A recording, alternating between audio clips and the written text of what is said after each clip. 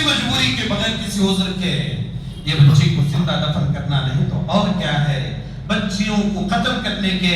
زندہ دفن کرنے کے آج کے زمانے میں بھی بہت سارے طریقے ہیں، صرف اس وقت نہیں آج کے زمانے میں ہم دیکھ سکتے ہیں۔ وَإِذَا الْمَوْءُودَةُ سُئِلَتْ بِأَيِّ ذَنبٍ قُتِلَتْ، ایسے آقا لڑکیوں کے لیے رحمت بن کر آئے۔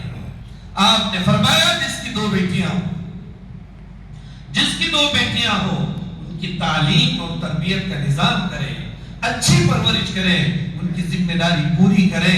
وہ اور میں جنت میں ایسے ہوں گے، وہ اور میں جنت میں ایسے ہوں گے۔ آج آپ کی رحمت پر ڈاکہ ڈالنے والے، ختم نبوت پر ڈاکہ ڈالنے والے ہم مسلمانوں کے اندر بھی پیدا ہو گئے، دن بدن فتنے پیدا ہوتے جا رہے ہیں، ایمان کا سودا کر رہے ہیں جن کو دیکھ کر محسوس بھی نہیں ہوتا یہ دیندار یہ بھی کبھی اپنے لائن سے اور عقیدوں سے بھٹک جائیں گے۔ پہلے پڑھایا جاتا تھا کہ اللہ کے سوا کوئی معبود نہیں، محمد صلی اللہ علیہ وسلم اللہ کے رسول ہیں، اشہد ان لا الہ الا اللہ واشہد ان محمد رسول اللہ۔ آج پڑھانا پڑے گا، بتانا پڑے گا اپنے بچوں کو کہ آپ صرف اللہ کے رسول ہی نہیں، آپ اللہ کے آخری رسول ہیں،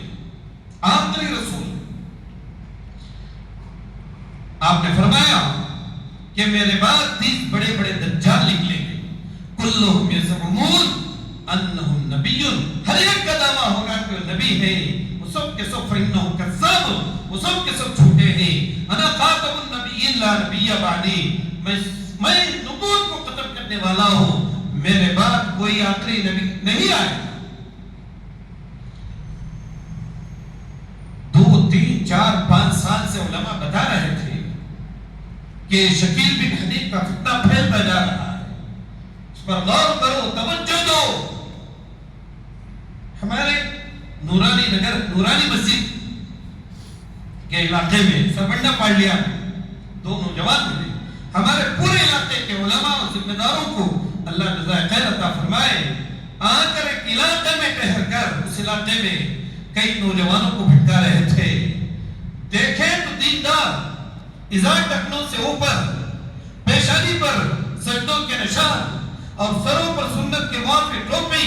لیکن کہہ رہے ہیں آپ ہمیں مار لو، کچھ بھی کر لو، لیکن شکیل بن حنیف نعوذ باللہ وہ کذاب عیسیٰ ہے اور مہدی ہے،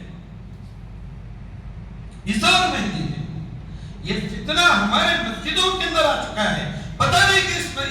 اس مسجد میں اور اس مجمع میں کون کون اسے عیسیٰ اور مہدی ماننے والے معلوم نہیں۔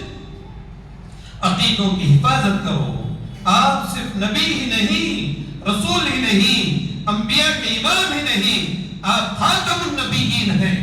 آپ خاتم النبی آخری نبی۔ بزرگان محترم کچھ کرنے کا سوچو، اپنے آپ میں جذبہ پیدا کرو، کیسے ہم اسلام کی خدمت کر سکتے ہیں۔ نیپال کے واقعات دیکھو، انقلاب کیسے آپ کو معلوم ہے،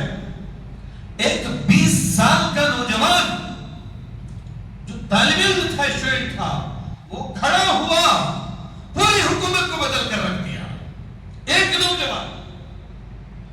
اگرچہ جذبہ اس کے پیچھے دوسرے کیوں نہ، غزہ کے اندر محاصرہ، فلسطینیوں کو کھانے کے بجائے ریت اور بالو اور پتے پیپر چبانے پر مجبور کرنے والا ظالم درندہ اسرائیل، مسلم کنٹریز، مسلم ممالک دیکھ کر خاموش رہنے والے اور مذمتی بیان، ہم اسے اچھا نہیں سمجھتے، ہم اسے برا سمجھتے ہیں، یہ انسانیت کے خلاف، اتنے پر بس ہو گئے۔ اللہ تبارک و تعالیٰ نے غیروں سے ایک لڑکی، انگریز لڑکی کو کھڑا کیا، اس نے اعلان کیا کہ میں شپ کے ذریعے سے، جہاز کے ذریعے، پانی کی جہاز کے ذریعے سے میں غزہ کو جا رہی ہوں۔ گلوبل سمود فلوٹیلا کے نام سے اس نے اسے نام دیا۔ دیکھتے کہ دیکھتے مسلمانوں سے زیادہ 40 ملکوں کے لوگ اس کے ساتھ جمع ہو گئے، جس میں سے 60% غیر مسلم 40% مسلمان وہ قافلہ جا رہا ہے امن کا پیغام لے کر، اس محاصرے کو توڑنے کے لیے ادویات اور غذائیں لے کر، تاکہ غزہ کا محاصرہ توڑ سکے۔ اللہ غیروں کو جب ایک لڑکی کھڑی ہوتی ہے پوری دنیا اس کے ساتھ ہو جاتی ہے۔ ہم ایمان کے نام لیوا رسول اللہ صلی اللہ علیہ وسلم کی غلامی کا توق پہننے والے، اگر ہم اپنے ضروریات کے ساتھ کچھ کرنا چاہیں تو کیا نہیں کر سکتے؟ کیوں نہیں کر سکتے؟ بزرگان محترم، ایک اور دو باتیں آپ کے سامنے باقی ہیں۔